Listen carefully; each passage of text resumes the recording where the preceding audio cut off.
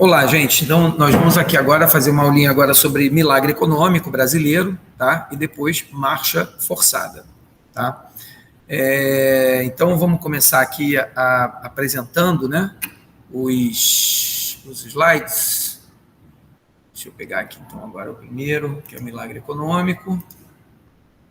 Só um segundinho.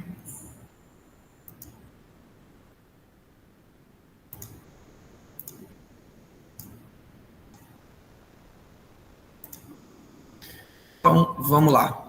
Então, vamos começar aqui falando primeiro sobre o conceito de milagre econômico, tá? Vou botar minha máscara aqui agora, eu estou no ambiente externo.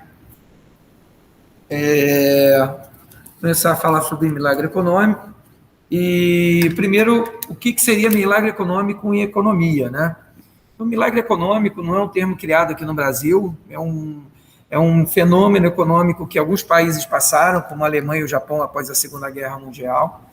E esse milagre econômico se caracteriza por três questões que vão ocorrer naquele momento com a economia. Primeiro, o país passa por um forte crescimento econômico, uma forte expansão do seu PIB, só que, apesar do país crescer muito fortemente, isso não significa um descontrole inflacionário. Ao contrário, a inflação ela fica relativamente controlada, né? Porque toda vez que um país cresce, na média, a renda também aumenta. E isso impulsiona o consumo, tá? E um consumo muito forte pode levar o país a um processo inflacionário se a economia não estiver preparada para tal demanda. Isso não aconteceu. Uma outra característica do milagre é que, ao mesmo tempo que o consumo aumenta, as importações também podem aumentar, e isso pode começar a promover desequilíbrio da balança comercial, tá? E isso também não aconteceu. Por isso que a gente pode considerar esse período aí como um período do milagre econômico entre 68 e 73, tá? Um período relativamente longo para a economia brasileira, tá? É o período considerado período assim de maior expansão do PIB da nossa história econômica, né? Recente. Vamos lá. Causas que geraram esse milagre econômico, né? A primeira foi a elevada capacidade ociosa das empresas. O Brasil tinha acabado de sair de uma longa recessão, né? Uma recessão que vinha desde lá do início dos anos 60, e essa recessão fez com que as empresas passassem a ter uma capacidade de produção não utilizada, né? Capacidade ociosa é isso, a capacidade da produção não utilizada muito grande. Então, por mais que a demanda tivesse aumentado muito rapidamente, isso não pressionaria as empresas por aumento de preços. Outra causa do milagre é a situação externa. O dólar estava vivendo uma situação de crise, tinha ocorrido uma emissão de moeda americana muito forte entre os anos 60, entre a segunda metade dos anos 60 e o início da década de 70. Então, havia uma expansão monetária muito forte do dólar americano, e isso fez com que os bancos ficassem abarrotados de dólares e oferecessem esses dólares a juros muito baixos para a economia brasileira. Tá? Então, o Brasil tomou muito dinheiro emprestado nessa época, um período também de grande endividamento externo, mas uma dívida naquele momento barata. O problema é que os juros são flutuantes, né? Se a situação lá fora mudar, os juros também devem subir. Isso aconteceu mais tarde. E a criação de uma poupança interna através do FGTS, né? O FGTS foi criado em 64, e o FGTS, Fundo de Garantia de Tempo de Serviço, acabou gerando uma poupança muito forte na Caixa Econômica Federal, que pôde financiar uma série de projetos de infraestrutura. Tá? Por fim, a gente tem como última causa do milagre a intensificação do arrocho salarial. É um período de forte repressão política, de desorganização dos movimentos sindicais, de muita pressão política, então, sobre a classe trabalhadora. Obviamente, isso impediu que os salários melhorassem, aumentando a taxa de lucro das empresas. Tá? Uma outra razão que explica também por que esse arrocho salarial se intensificou está relacionada à política salarial imposta pelo governo na época, né?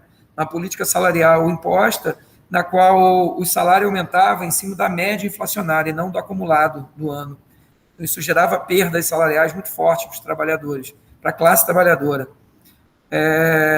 E isso significava, obviamente, o aumento da taxa de lucro das grandes empresas brasileiras. Essas empresas com mais lucro fariam mais investimentos. Aqui a gente tem um pouco dos indicadores macroeconômicos do milagre, tá? Então, se reparem como o PIB se expandiu nesse período. O PIB chega a ter 2 dígitos de expansão. A balança comercial, como eu falei para vocês, permanece praticamente estável, né? E as reservas internacionais aumentando. Uma característica importante do milagre foi a criação das famosas obras faraônicas, né? Um período de forte modernização da infraestrutura e de expansão da infraestrutura pelo território brasileiro. Tá? O milagre econômico, gente, ele corresponde ao primeiro PND. Tá? Esse período aí, que é o período autoritário, né? Pega a ditadura militar, de 64 até 1985, você vai ter 3 PNDs. E é o primeiro Plano Nacional de Desenvolvimento. Então, eu estou botando para vocês aqui as obras faraônicas, tá? Muitas obras de infraestrutura, de transporte e de energia. Tá? Reparem que elas se espalharam pelo território brasileiro. Tá? Algumas estavam focadas na integração da Amazônia, tá? De aprofundar a integração amazônica, outras para expandir a oferta de energia, onde se criou a maior hidrelétrica do mundo na época, né, a hidrelétrica de Itaipu, na bacia do Paraná, na fronteira entre o Brasil e o Paraguai. É uma hidrelétrica binacional, metade brasileira, metade paraguaia. E a maior hidrelétrica do Nordeste, na bacia do São Francisco, né, como a represa de Sobradinho. Tá? Aqui a gente tem um mapa de satélite da Amazônia, e esses rasgos aqui em amarelo são justamente onde as estradas estão passando. Né? Então, à medida que as estradas começaram a avançar para dentro da floresta, junto com ela foi todo o desenvolvimento. Então, você teve uma forte expansão da fronteira agrícola, da fronteira industrial e da fronteira urbana aí para a Amazônia. Tá? Aí algumas fotos, né? A grandiosidade da hidrelétrica de Itaipu, Sobradinho. E agora a gente pode entrar lá no período da marcha forçada. Né? O período da marcha forçada, que corresponde ao governo Geisel, né? O período anterior, o milagre, é o Costa e Silva, e depois o Médici, né? General Costa e Silva, General Médici. E agora você vai ter o período do General Geisel. Tá? Esse período ele é bem diferente do período do milagre, né? O período do pós-milagre. Por quê? Porque o Brasil começa a enfrentar uma dupla crise. Uma crise financeira e uma crise energética. Tá? A crise financeira, por quê? Porque a dívida externa começa a pesar. A situação lá fora ainda há muito dinheiro para ser emprestado para o Brasil. Eu vou explicar para vocês por quê. Mas você começa a já ter uma relação dívida-PIB se deteriorando ali. Ou seja, a dívida está crescendo agora mais do que o PIB. Então, a dívida começa a assustar a macroeconomia brasileira. E o segundo problema é a crise energética. Tá? Lá fora você vai ter o primeiro choque do petróleo, em 73, que bota um basta na era do petróleo barato, e depois o segundo choque do petróleo em 79. Então, um período externamente muito adverso. Tá? Então, a gestão Geisel, como eu falei para vocês, é marcada pela deterioração da relação dívida-PIB, né, com a dívida externa crescendo mais do que o PIB. Um cenário adverso, porque você tem o aumento do preço do petróleo. O Brasil, nessa época, importava 70% do petróleo que ele consumia. Então, foi um peso muito grande para a balança comercial brasileira. E que efeitos internos você tem desse período? Né? A inflação sobe, né, porque preço de energia inflaciona tudo, precifica tudo. Além do que você passa a ter uma balança comercial deficitária, por conta do aumento do preço do petróleo. Como a gente importava muito petróleo, o peso do petróleo começa a incomodar na balança comercial. Né? Então, o governo Geisel, ele se notabiliza por políticas de enfrentamento a essas duas crises, a essa dupla crise. Tá? Então, tudo que vai acontecer no governo Geisel gira em torno do enfrentamento da crise do petróleo e da crise financeira. Tá?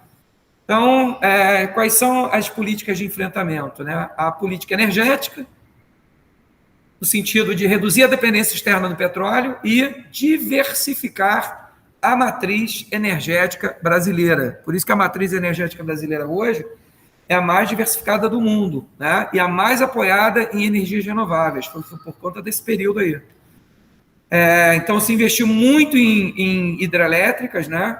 Especialmente no modelo das grandes represas, porque o Brasil tem potencial para isso, né? O Brasil tem um relevo irregular, grande quantidade de chuvas, pelo menos até pouco tempo, e isso permitia que o Brasil gerasse uma energia bastante barata.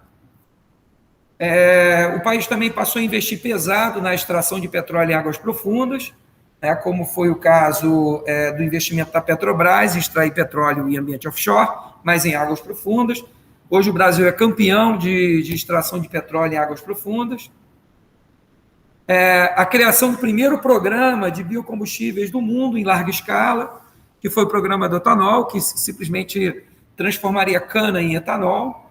Tá? Até hoje, um dos maiores programas de biomassa do planeta, disputando até mercado com os Estados Unidos. E a construção da primeira usina nuclear, né? A usina de Angra 1. Né? Se apostava também na usina nuclear como desenvolvimento tecnológico para o Brasil. O Brasil é rico em urânio. Uma outra estratégia também é a criação de polos regionais de desenvolvimento pelo país afora. Estimular a criação desses polos como forma de aumentar a exteriorização da economia brasileira, a extroversão da economia brasileira. Né?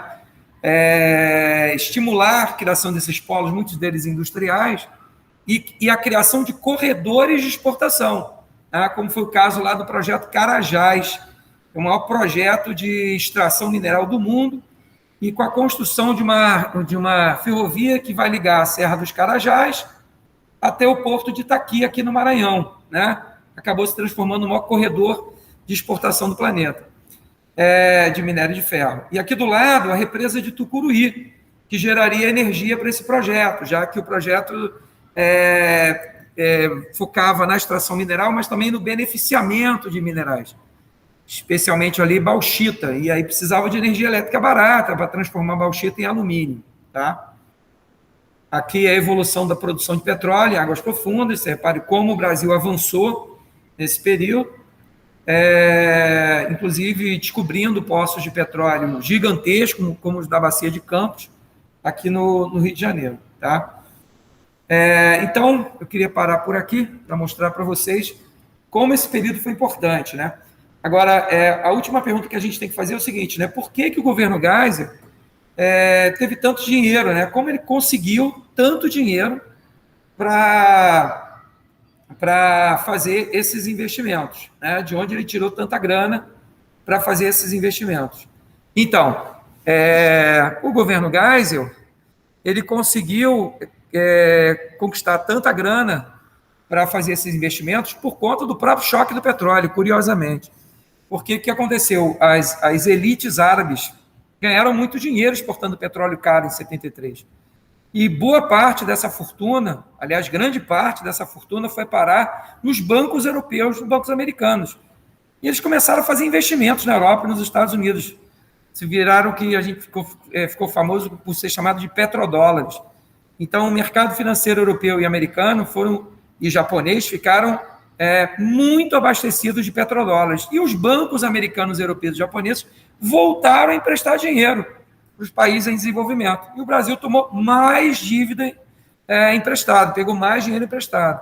Então, o governo Geisel, no final das contas, foi um governo de muito endividamento também, mas, ao mesmo tempo, de muito investimento em infraestrutura. Tá? O problema é que a situação lá fora vai acabar se deteriorando com o segundo choque do petróleo. E aí, em 79, os juros do Banco Central americano começaram a subir para conter o excesso de dólares no mercado financeiro internacional. Isso nos levou à famosa década perdida, na explosão da dívida externa brasileira. Tá? Então, a gente vai encerrar por aqui a nossa gravação, para a gente encerrar nossa aula.